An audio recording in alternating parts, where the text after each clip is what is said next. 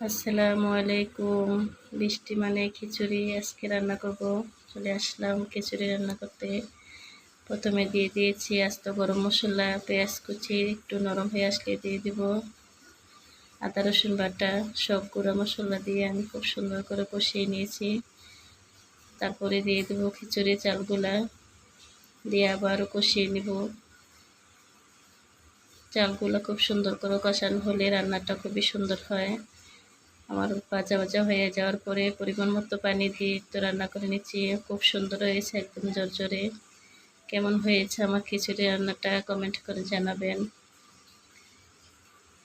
আমাকে আমার আপু ভাইয়ারা অনেক অনেক ভালোবাসা দিয়ে পাশে সাপোর্ট করে পাশে থাকছেন। আপনাদেরকে অসংখ্য অসংখ্য ধন্যবাদ। এভাবে আমাকে সাপোর্ট করে পাশে থাকবেন।